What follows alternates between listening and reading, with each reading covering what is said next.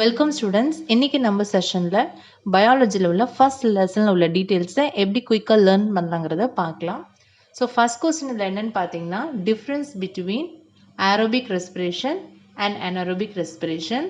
இந்த கொஸ்டின் வந்து ஒரு இம்பார்ட்டண்டான 4 மார்க் கொஸ்டின். இல்லை எனி 4 பாயிண்ட்ஸ் எழுதுனா போதும், உங்களுக்கு ஃபுல் மார்க்ஸ் கிடைக்கும். ஸோ ஃபர்ஸ்ட் நீங்கள் ஒரு டேப்லெட் வர மாதிரி ட்ரா பண்ணிக்கோங்க. Aerobic respiration, anaerobic respiration. It takes place in higher plants, it takes place in lower plants. Second point பார்த்தீங்கன்னா, oxygen is utilized for respiration, oxygen is not utilized for respiration. இந்த point இப்படி எழுதலாம். So அப்படி இல்லைன்னா, this reaction is takes place in the presence of oxygen and this reaction is takes place in the absence of oxygen. அந்த மாதிரி எழுதிக்கலாம். Next point பார்த்தீங்கன்னா, glucose is completely oxidized. Here, incomplete oxidation of glucose. So complete oxidation of glucose, incomplete oxidation of glucose. Fourth point பார்த்தீங்கன்னா, more energy is produced, less energy is produced. And fifth point, end productsலாம் எழுத போறீங்க. என்னென்ன end products எழுத போறீங்கன்னா, carbon dioxide, water and energy. இங்க என்னென்ன end productsனா, ethanol, lactic acid, carbon dioxide and energy. ஏன்னா இது வந்து இன்கம்ப்ளீட் ஆக்சிடேஷனுங்கிறதுனால உங்களுக்கு எத்தனால் லாக்டிக் ஆசிட்லாம் கிடைக்கும். நெக்ஸ்ட் வந்து இது வந்து 7 மார்க் கொஸ்டின். இந்த 7 மார்க் கொஸ்டின்ஸில் வந்து 3 stages of cellular respiration that aerobic organism use to obtain energy from glucose. இது வந்து ரொம்ப இம்பார்ட்டண்டான 7 mark question, mostly repeated question கூட. ஸோ இதில் வந்து நீங்கள் மொத்தமாக 3 stages எழுதணும். ஸோ என்னென்ன 3 stagesன்னு பார்க்கலாம். ஃபர்ஸ்ட் ஸ்டேஜ் பார்த்தீங்கன்னா கிளைகோலைசிஸ், செகண்ட் ஸ்டேஜ் வந்து கிரப் சைக்கிள், தேர்ட் வந்து electron transport chain. First glycolysis பார்க்கலாம். ஒவ்வொரு டாபிக் பார்க்கும்போது நம்ம 2 பாயிண்ட் எழுத வேண்டியது இருக்கும். ஒன்று வந்து அந்த ரியாக்ஷன் எங்கே நடக்குது, நெக்ஸ்ட் வந்து அந்த ரியாக்ஷன் என்ன. ஸோ ஃபர்ஸ்ட் கிளைகாலிசிஸில் எந்த ரியாக்ஷன்ஸ் ஃபர்ஸ்ட் பார்க்கலாம். It is the breakdown of 1 molecule of glucose into 2 molecule of pyruvic acid. இந்த ரியாக்ஷன் நீங்கள் கண்டிப்பாக எழுதணும். இதுக்கு 1 மார்க் கிடைக்கும். So breakdown of 1 molecule of glucose into 2 molecules of pyruvic acid. Next வந்து இந்த ரியாக்ஷன் எங்கே நடக்குது. So this reaction takes place in the cytoplasm of the cell. இந்த 2 பாயிண்ட் எழுதினாவே போதும், உங்களுக்கு கிளைகாலிசிஸ்க்கு 2 மார்க் கிடைச்சிடும். நெக்ஸ்ட் ஸ்டேஜ் என்னன்னு பார்த்தீங்கன்னா கிரப் சைக்கிள். ஸோ கிரப் சைக்கிளோட ரியாக்ஷன் என்ன, அது எங்கே நடக்குதுன்னு பார்க்கலாம். So this cycle occurs in mitochondrial matrix. Otherwise நீங்கள் இப்படி கூட எழுதலாம், this reaction takes place in mitochondrial matrix. Reaction என்னன்னு பார்த்தீங்கன்னா 2 molecules of pyruvic acid is oxidized into carbon dioxide and water. இப்படி எழுதலாம். ஸோ பார்க்க 2 சென்டென்ஸாக எழுதுறதுக்கு பதிலாக சிங்கிள் சென்டென்ஸாக கூட ஃப்ரேம் பண்ணலாம். 2 molecules of pyruvic acid is converted into carbon dioxide and water. இதனோட இன்னொரு நேம் வந்து ட்ரைகார்பாக்சிலிக் அசிட்டிக் ஆசிட் சைக்கிள்.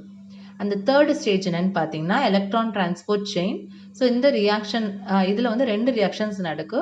ஒன்று வந்து என்னன்னு பார்த்தீங்கன்னா NADH2 and FADH2 molecules. இந்த 2 molecules எப்போ உங்களுக்கு கிடைக்கும்னா during the glycolysis and Krebs cycle அப்போ end product இதுதான். So these are oxidized into NAD plus and FAD plus. அது வந்து ஒரு ரியாக்ஷன்.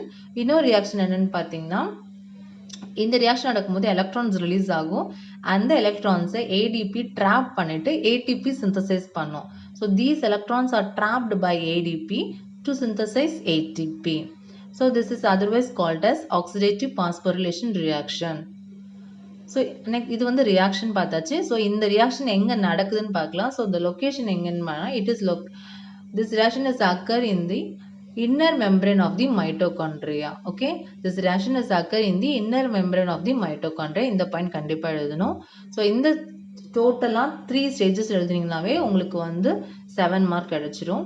நெக்ஸ்ட் கொஸ்டின் நம்ம பார்க்க போகிறது ஃபோட்டோசிந்தசிஸ். இது ரொம்ப இம்பார்ட்டண்டான 2 மார்க் கொஸ்டின் ஸ்டூடெண்ட்ஸ். இந்த 2 மார்க்கில் நீங்கள் வந்து ரியாக்ஷன் மட்டும் எழுதினா போதும். ஸோ அதுதான் கொஸ்டினே. So write the reaction of the photosynthesis. 6 carbon டை ஆக்சைடு, 12 water molecule in the presence of sunlight and chlorophyll. Products என்னென்னு பார்த்தீங்கன்னா glucose, oxygen and water. So ஈக்குவேஷனை கண்டிப்பாக பேலன்ஸ் பண்ணியிருக்கணும்.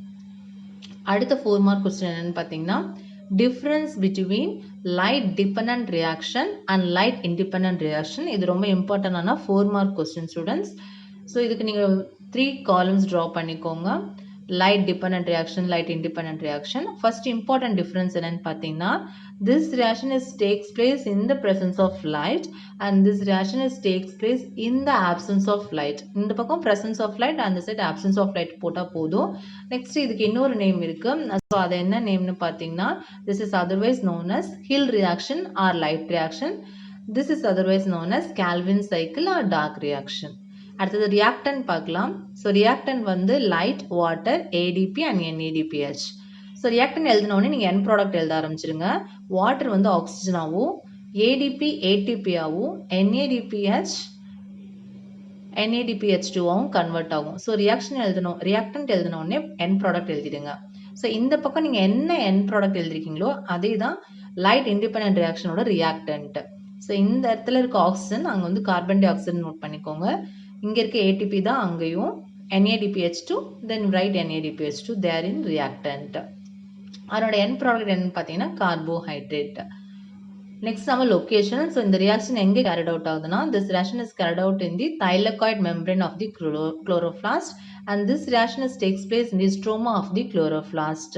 ஸோ 4 பாயிண்ட்ஸ் எழுதுனா போதும் ஸ்டூடெண்ட்ஸ், நீங்கள் 4 மார்க் கெயின் பண்ணிடலாம். உங்களுக்கு நல்லா ஈஸியாக அண்டர்ஸ்டாண்ட் ஆகும்னு நினைக்கிறேன். ஸோ ஒன் டைம் அண்டர்ஸ்டாண்ட் ஆகாட்டி try to watch it 4 times. Thanks for watching. Kindly subscribe my channel.